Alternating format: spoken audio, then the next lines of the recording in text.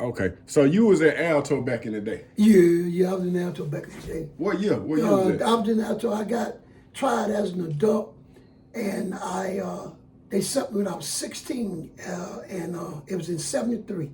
Oh man, that was 4 years before I was born. Man, that thing was big. It was an experience because it was my first time. What was the charge? The charge was armed robbery. Well, back then, we was robbing. I had this guy that we used to do burglarizing when we were young. And we had got so good with him being popular to another guy that used to work with, he was a news person. And he knew a lot of people. They'd have these dinners, $100 dinners and stuff. And he would go to their house and befriend them. And he learned of their valuables, like old coins, you know, stamps, stuff like that. So what he did, he got with me and my partner and paid us to hit these people. And he would tell us what they got.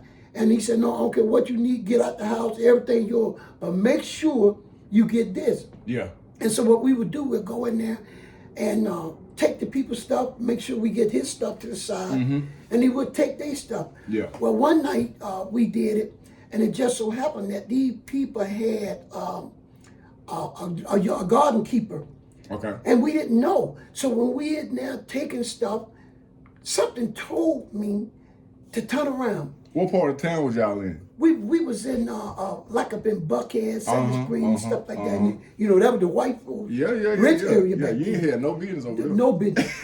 And so what happened is the place was so big. I mean, this thing was like a mansion. Yeah. And we thought that the other parts of the house was a house, but it was where his maids and butler and them stayed. Oh man. And so when we get in it, I heard the noise. And something told me to look around. Man, do you know this old cracker had this 12 gauge tipping in them. And man, when I got a chance to get to him, I whooped him. I whooped him. Because I'm thinking about Dr. King. You know what I'm saying? I'm thinking about Malcolm X. You know, I'm thinking about Eddie because he's the cracker. I said, he's going to try to hurt us. Yeah. And it ended up, it was a bad thing, and they tried us as an adult because they said it was too serious of an act. Okay. To treat us as juveniles. And they bound us over it, man.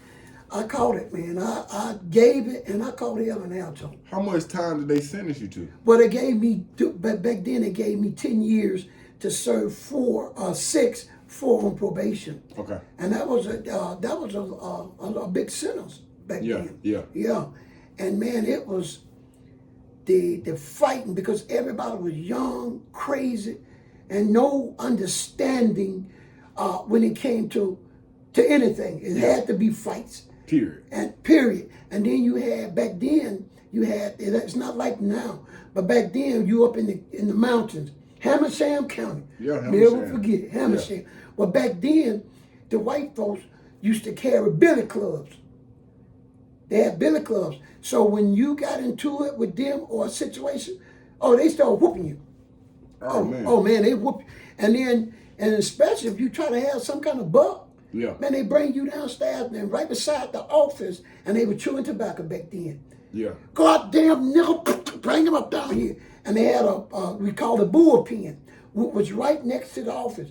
Man, they would bring you down there, and it was in the annex, so you have to go up a little hard in the, you know, and they don't let nobody, because you didn't move around no way like that. But they made everything on hold, feeding, depending on what time they get you. Yeah. Child time had to wait. Them crackers to get together and talk about it, and they'd come in there and beat you. Man, I got whooped like crazy. And I'm fighting, but I'm hollering, ow! And I'm fighting back. Yeah. And I still got it today.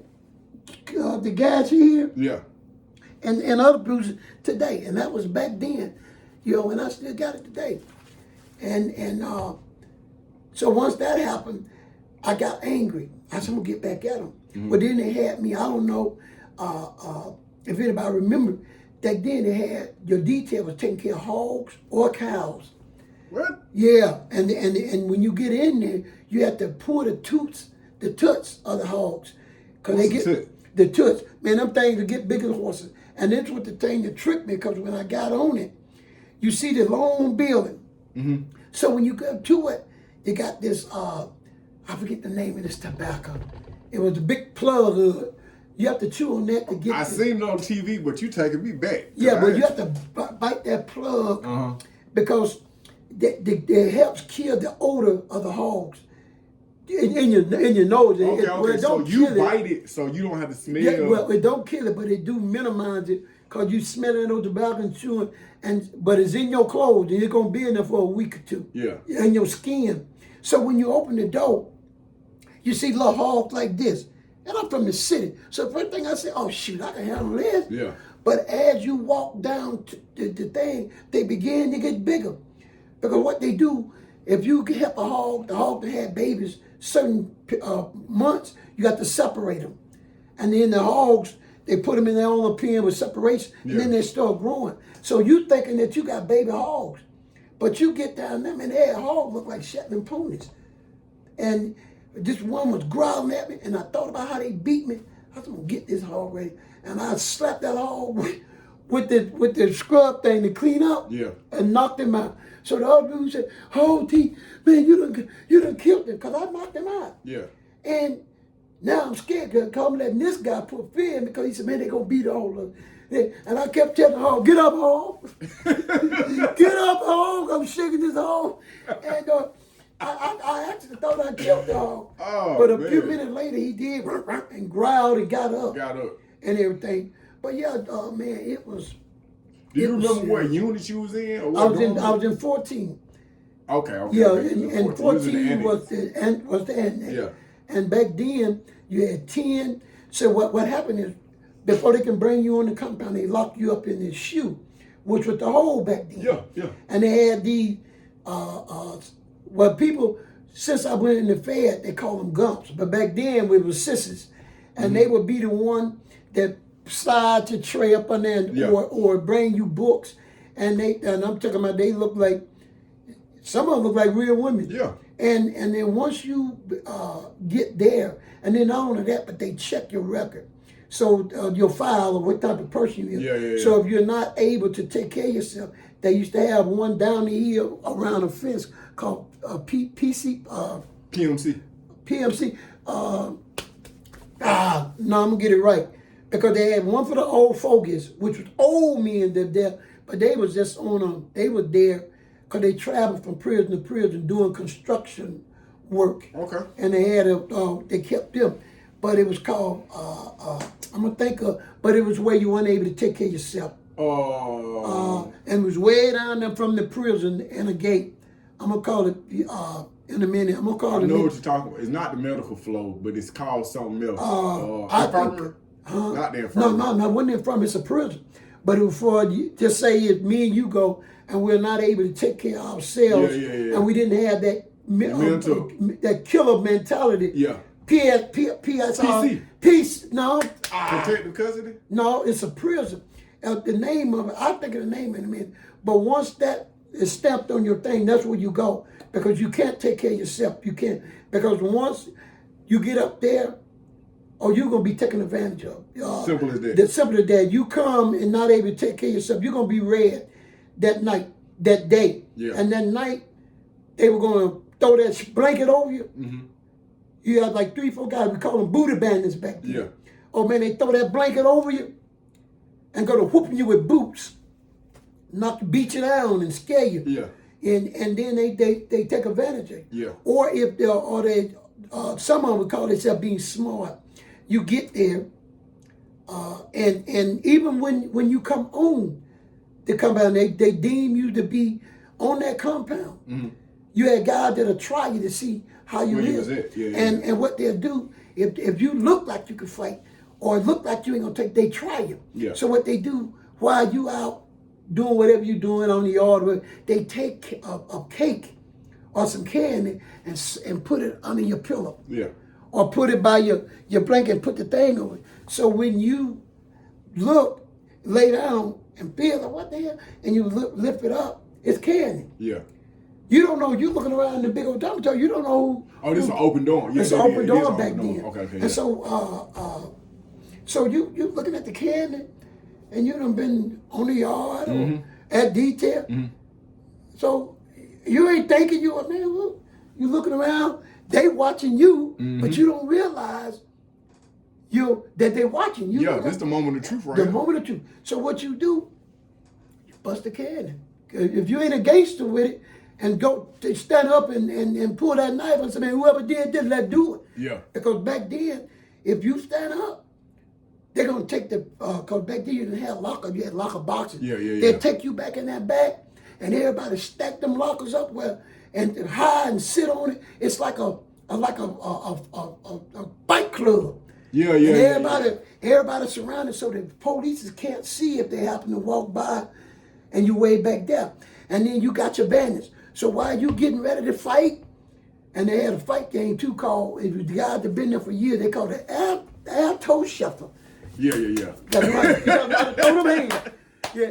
And so what happened is when you back there getting ready, and they got everything blocked, then you got the bandits. They on the side now, with big jugs of Vaseline, and they letting you see it. Yeah. So if you go out, it's gonna be a long night. They're gonna be a long night. You're gonna be on Jerry Springer's show. You understand me?